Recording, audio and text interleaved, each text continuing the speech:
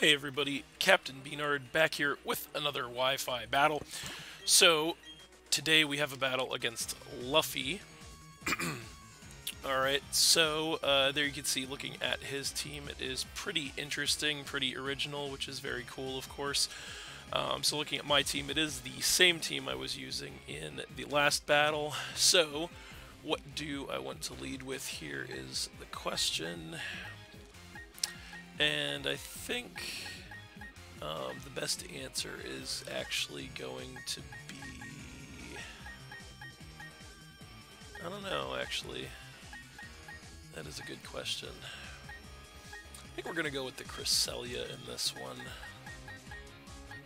Yeah, and we'll see how that works out.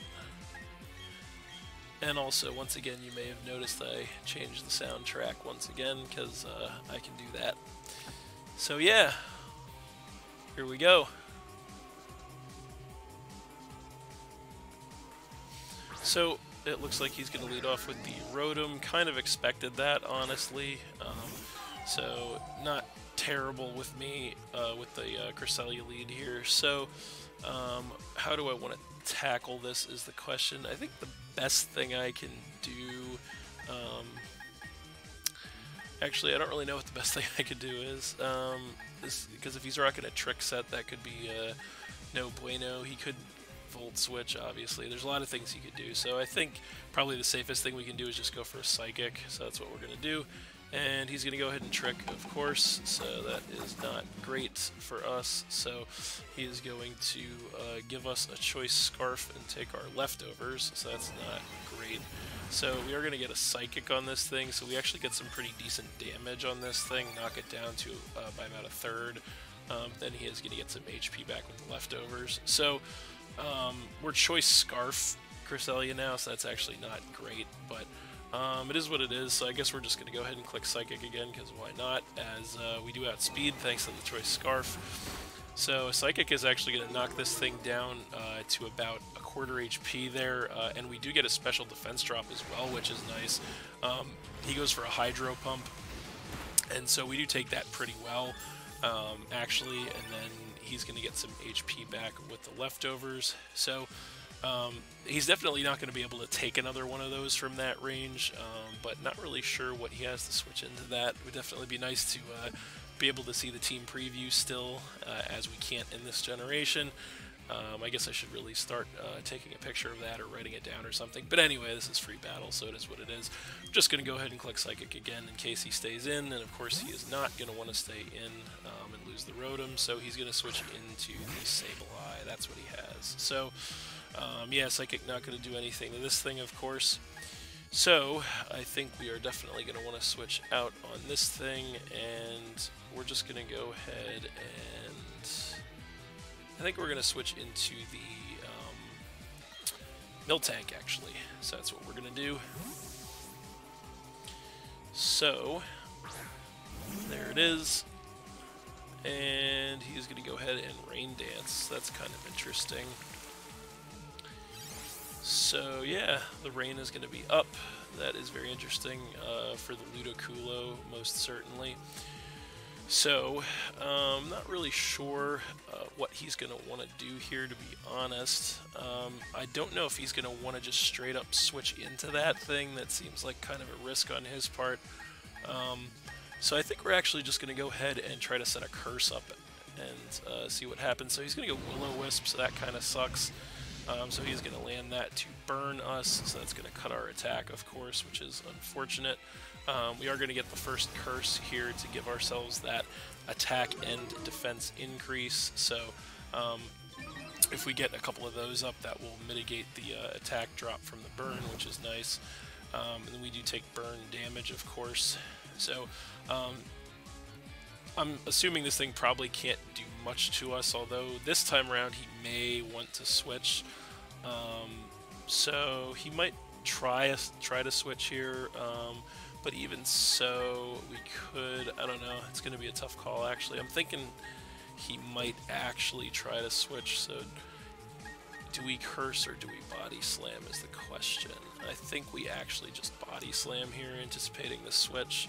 And So oh no, he stays in actually, but he goes taunt, so we wouldn't have been able to curse again anyway, so that's good that we changed it to an attack. So gonna hit him with the body slam courtesy of the scrappy ability, takes him down by about a third, and we do get the paralyze, so that's actually pretty solid. We're going to regain some HP with the leftovers there and then take some burn damage. So we are taunted here, can't use status moves, so the best thing we can probably do is just go ahead and body slam again, so that's what we're going to do. He's not going to want to stay in on that matchup, so he's going to go ahead and switch into the Toxicroak. So we are going to get the body slam on this thing, and that's going to take him down by about a third, and Dry Skin's going to get him some HP back there, as well as the Black Sludge, it looks like, and then we are going to get some HP back from the leftovers, which is mitigating our burn damage there. So we're going to have a little bit of a choice on our hands this turn. We are packing the Earthquake for this thing. We definitely could go for it. And I think we might. He definitely could hit us with a fighting move, but don't want to really risk this thing setting up. So I think that's the best play we can do. So he's actually just going to Drain Punch. That's kind of unfortunate, but with the +1 in defense, that's still going to leave us at about 2/3 HP. He's going to get the rest of his HP back from that, but we are going to hit him with an Earthquake in return, and that is going to be enough to just take out the Toxicroak outright. We do get a crit there. I think that probably did matter, because with the burn damage, the attack drop from the burn, I should say, it probably wouldn't have been enough to take him out, so but we'll take the luck. That's going to knock him down to 5, as that's going to be the last turn for the taunt too, which is nice. So now we can go ahead and do stuff again, other stuff besides attack if we want to. So now he's going to come in with the Ludicolo, and this thing could definitely be a threat in the rain. I think since we're burned here, it kind of sucks, because if we switch out, we're going to lose the curse boost, and that's going to make this thing, Miltank, a lot less useful. So I think the best thing we can do, honestly, here is just stay in and go body slam. So that's what we're going to do. He is just going to go Scald here, and we cannot survive that from that range, unfortunately. So that is going to take out the Miltank, and that is going to drop us down to 5. So it is what it is. Miltank definitely did its job, put some work in that one. So what are we going to want to face this this Ludicolo with is the question here. That is a good question.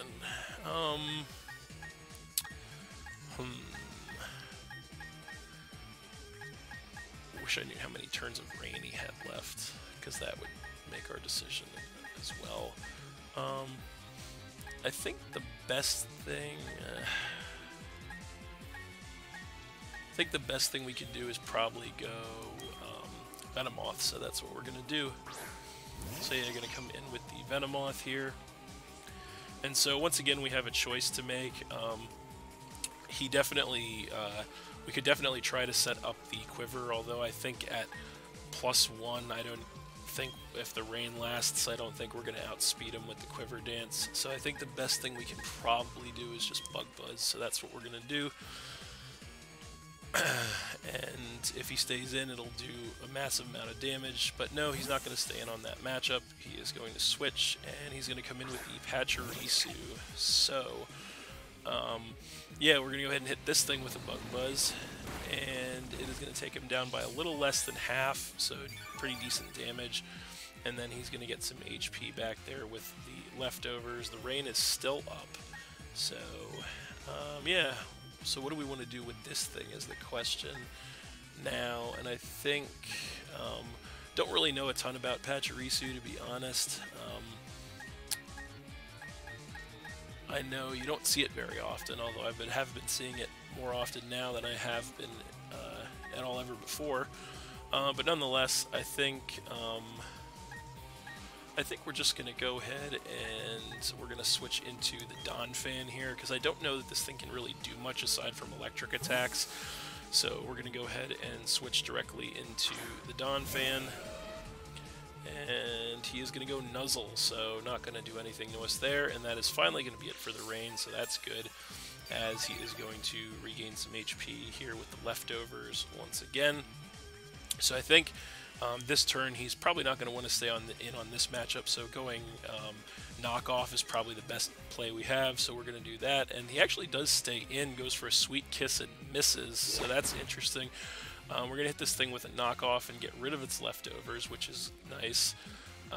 So yeah, very interesting. I think based on that damage, I kind of don't think an ice shard is going to be enough to take him out from that range. That looks to be maximally defensively invested. So yeah, but he also could switch as well. So what do we want to do this turn? I think this turn we're actually going to go Stealth Rock. Let's see what he wants to do. He's going to go Super Fang. Okay, so that's interesting. So he's going to cut our HP in half with that, which is unfortunate. We are going to get the Stealth Rock up in return, which is nice. So we do have the hazard up, so it doesn't look like he's really keen on switching this thing. So, although he might now, although maybe not with the rocks up. So actually this is a little bit of a question for us. You know, I think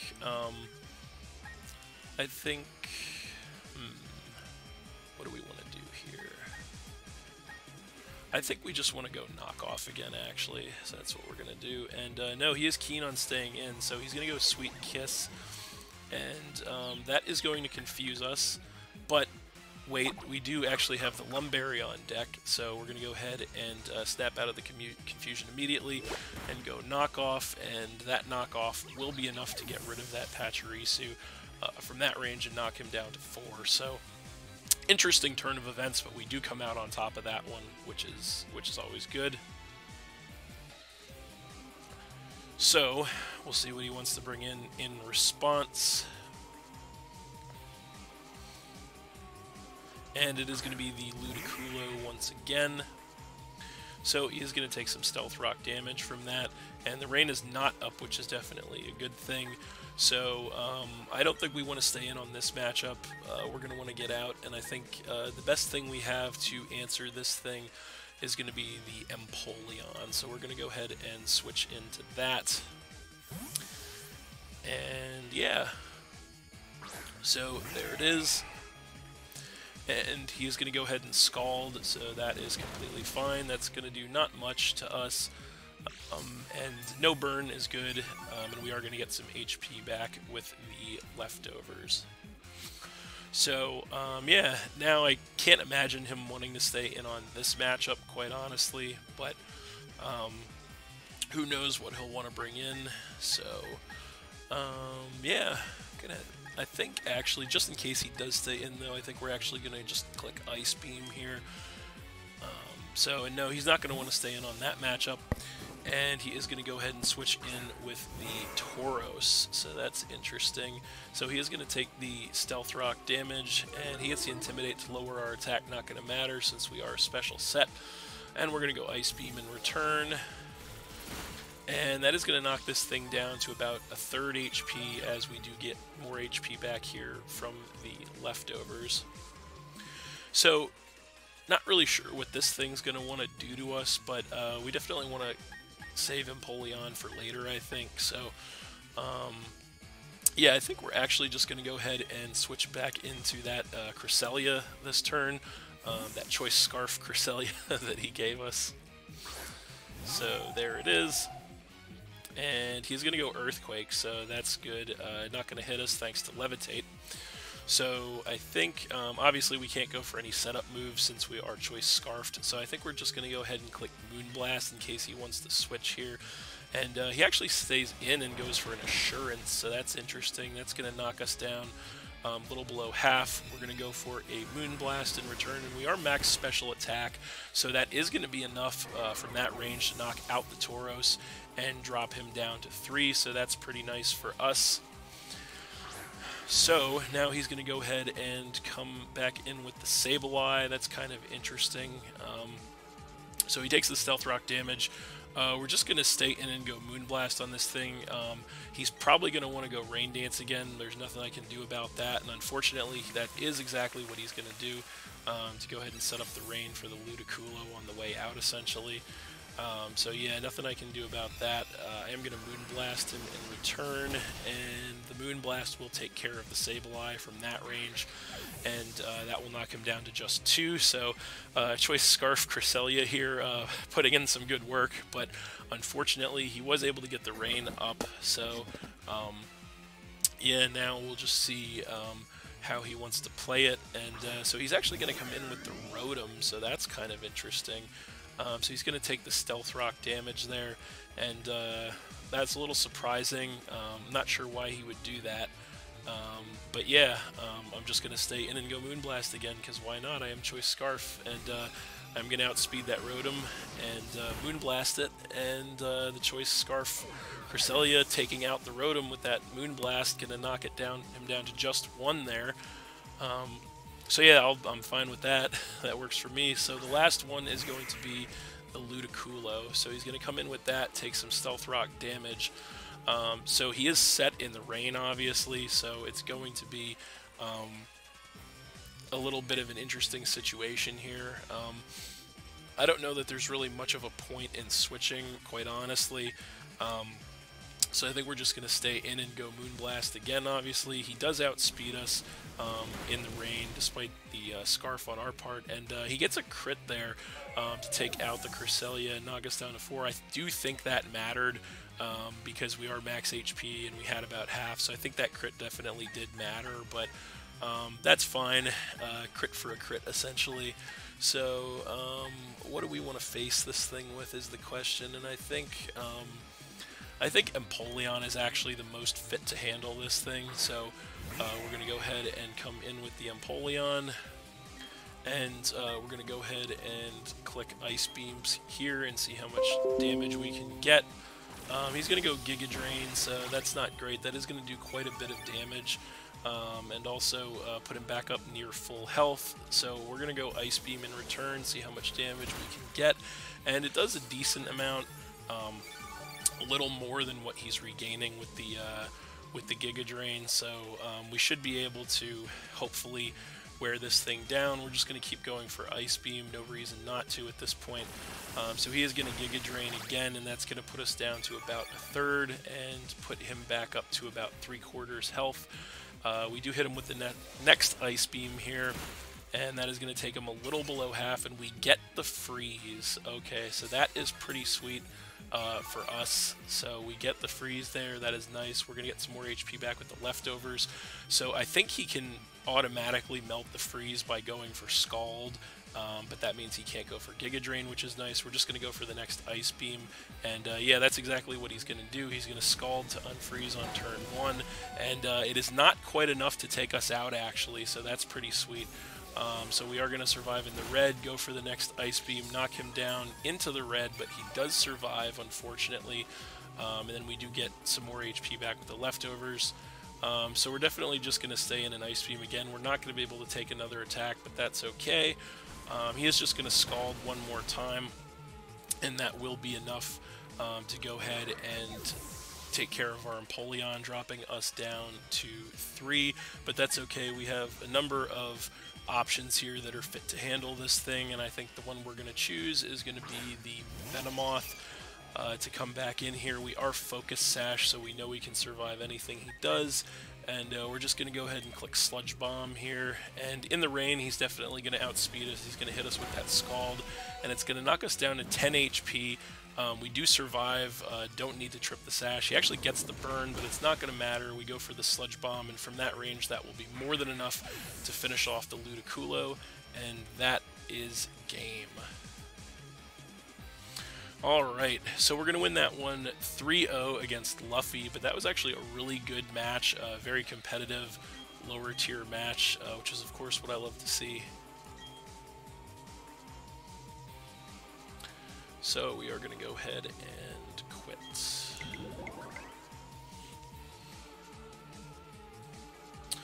Alright, so that's it. Thanks for watching again, everybody. Hope you all enjoyed. Please hit that like button, leave a comment, and or subscribe if you did enjoy, and stay tuned for more new battles in the future. So that's it, and we'll see you next time.